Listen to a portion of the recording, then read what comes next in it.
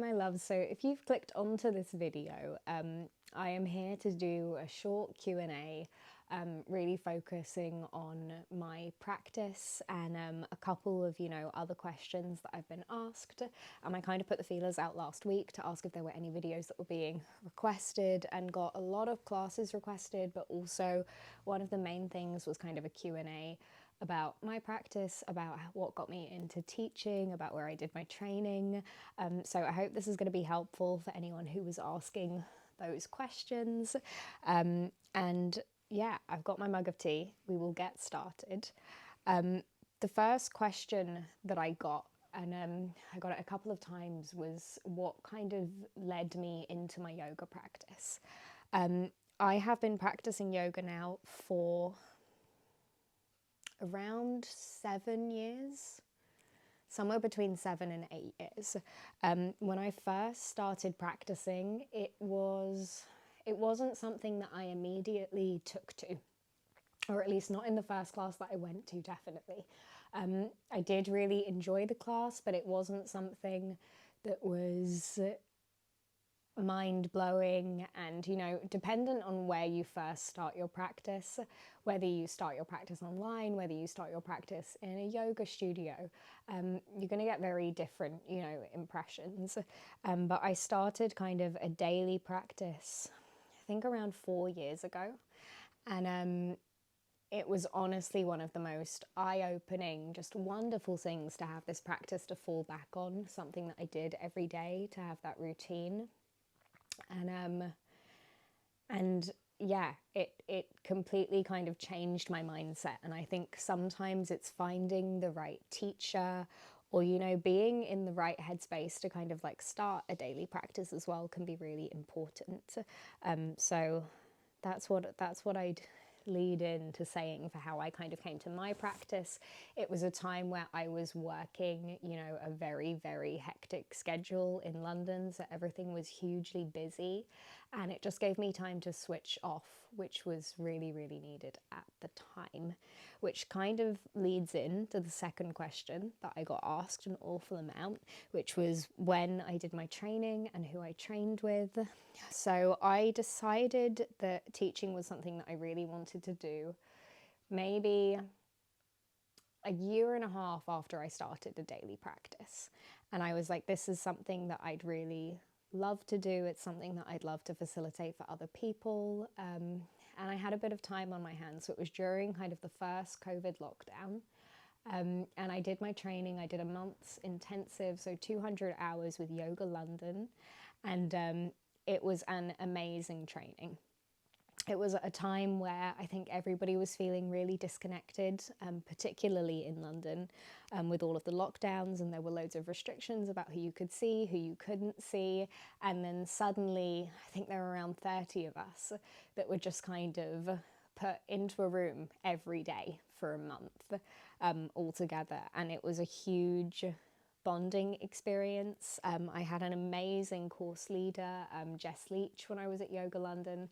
And it was really, truly wonderful. It was a time to settle, a time to restore. I know a lot of the people that I trained with have gone on to teach now. Some of them just did the training to, deepen their practice, which I think is another beautiful thing to do if it's something that you are really passionate about, something that you love. Don't fear, taking a teacher training to just deepen your own practice. It's going to pay off in the long run, definitely. So I did that training. I immediately then started teaching in a couple of studios, some nearer to my house, some in central London, and then was doing, I think, 5 or 6 classes a week that I was teaching in person, which I highly recommend after doing your training to kind of jump straight in. There's no better practice than immediately starting teaching, and also really quells your nerves if you jump straight in. And there's no greater joy that you will feel after teaching your first class. And whatever happens, it always feels amazing afterwards. So that's a really good thing to remember if there are nerves. My training also really helped with my confidence. Beforehand, I was someone that probably couldn't have kind of stood up in front of a room and done like a speech or spoken to people with a huge amount of confidence. And afterwards, I was amazed at kind of the change that I saw after that. I then went on, I think around 6 months later, and did my yin teacher training. I did that online with the yoga people. Again, COVID restrictions meant that it had to be online, which was definitely a different learning experience, because it was very much kind of like sitting at home by yourself, you know, watching lectures, focusing on anatomy, but again was a really amazing course. I think it was the 50 hours yin and chakras that I did. And yeah, it was a really good course. I would recommend it if you're into teaching yin. Definitely a good one to do. But yeah, a very different learning experience than when I did my first teacher training. I'm trying to think what the other questions were now. The other question I had was, what does my daily practice look like? I think for everyone, your practice changes. So the longer you're practicing for, you're going to have, you know, a really natural ebb and flow with your personal practice. When I was teaching more often in London, my personal practice became very meditation based, which was lovely. And I think it kind of teaches you that, you know, practicing yoga isn't, you know, always rolling out your mat and moving and doing power yoga or vinyasa yoga or whatever you choose to practice. It doesn't have to look like that. And a personal practice is going to look so different for everybody. When I first started, I know that my practice was more asana based, so I was taking vinyasa classes. Power yoga was working towards, you know, many inversions, and it's definitely slowed down over time, and it fluctuates and it changes. So depending on what I'm doing, if I'm particularly busy with work or I'm traveling, my practice always changes, but it's always there. You know, it's always there for me to go back to. I do practice every day. By saying I practice every day, that doesn't mean I do like an hour's yoga every day or I take a huge class. It means that, you know, every day I find the time. I am back. I got cut off, I feel. So I was saying, it means that having that practice every day just means that I find that time, be it 10 minutes, be it an hour, somewhere in between. I find that time to, you know, just sit and to pause. And this can be meditation, it could be gentle movement, maybe it's just a couple of stretches, a moment, you know, without your phone in bed in the morning. It's wherever you can fit it in. And it's going to look different for everyone, and different types of practice are going to feel different and, you know, work differently for lots and lots of people. So I think my biggest, you know, piece of advice in finding your daily practice is to really experiment with what works for you. Really just explore, allow yourself to be playful.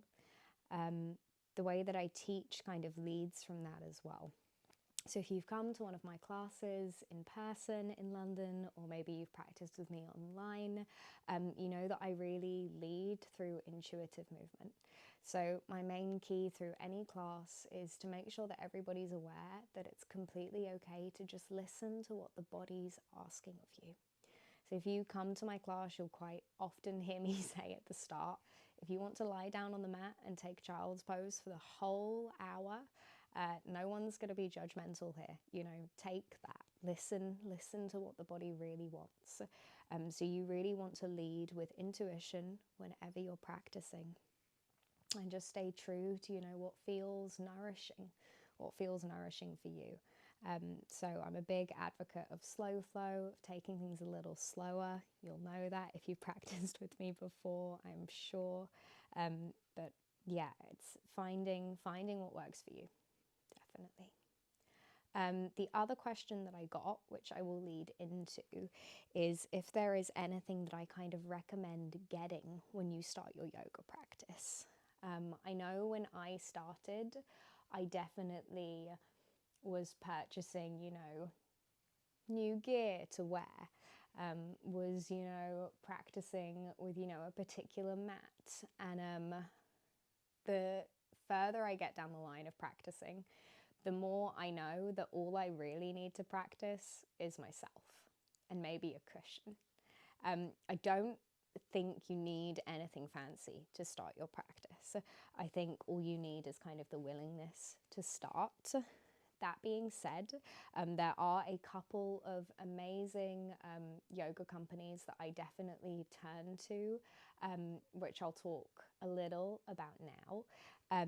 When I first started practicing and I was doing kind of a heavier class, you know, needed, you know, a mat that had, you know, a relative amount of grip, I immediately went to Lifeform. That's where everybody was telling me to go to kind of look for my mats. So I've got a few Lifeform mats which have got like a rubber grip. They're a little bit stickier, and they are amazing. I'm still, you know, a firm advocate for those mats. I think they are wonderful. On the other hand, there are some smaller companies which I think are even more deserving of support and make some, you know, beautiful things that can really enhance your practice. One of those companies, I am an ambassador for Planted Yoga. Their mats are absolutely wonderful. In particular, their rugs. So they started off with doing these rug designs. First off, they look stunning. You know, they're relaxing when you're practicing to be out on those rugs. They're a little bit softer. Lizzie, who runs the company, it's super important for her to be everything, you know, very eco-friendly. They will, you know, plant trees for the mats that you're purchasing when you buy them. They do a lot of things for charity as well. And the mats are also, they're a more traditional thing to practice on. So instead of having a lot of grip, they're a lot softer. So they're amazing for a restorative practice. They are amazing for yin. They've just brought out kind of a stickier mat as well, which is also fantastic. So yeah, Planted Yoga is really an amazing company. If you want to check them out or try one of their mats, you can use Rosie 10 at checkout for a little discount, which I know can be helpful. The other thing I got asked about is what I wear when I practice.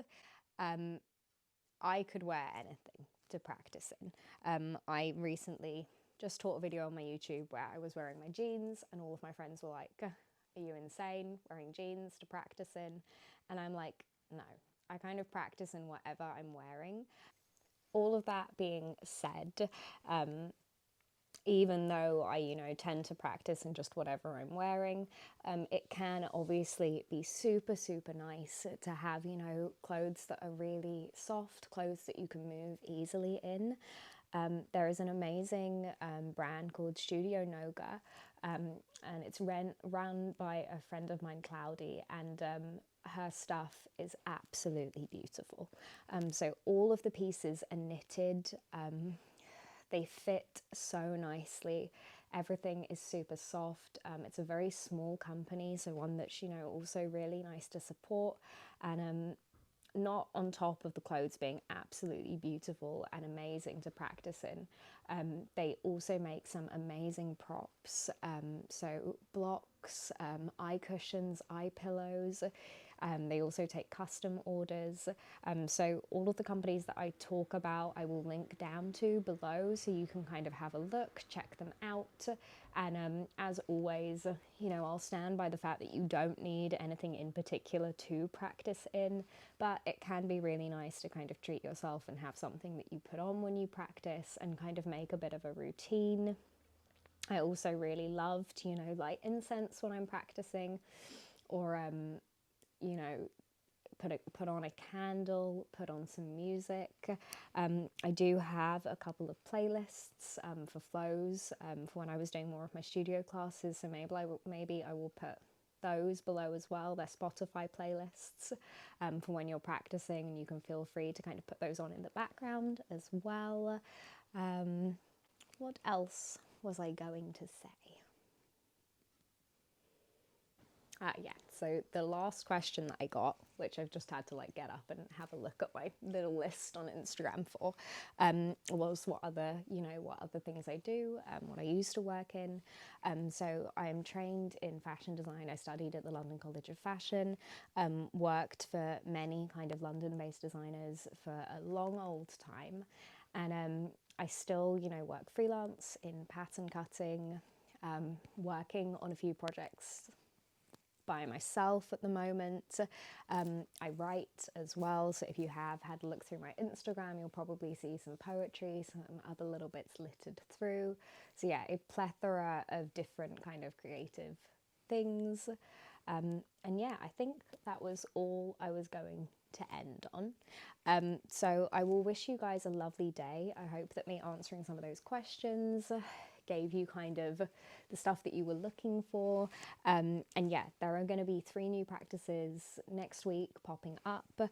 I am going to start recording 3 classes a week, hopefully, with a theme each week that kind of threads through. So maybe like a half an hour vinyasa, 20-minute kind of slow flow stretch or yin, and then a 10 or 15-minute meditation. So you can either take those classes, throughout the week, or you can take them, let's say on a Sunday, you've got like an hour and a half and you want to take all 3 of the classes, in one go. That can also be super, super nice. But yeah, they're going to be popping up. So you're going to kind of get a new meditation on Monday, a new slow flow on Wednesday, and a vinyasa on Sunday, hopefully each week. So yeah, feel free, please subscribe to the channel, pop any questions that you've got below and I'll get back to you, and I hope you all have a lovely rest of the day.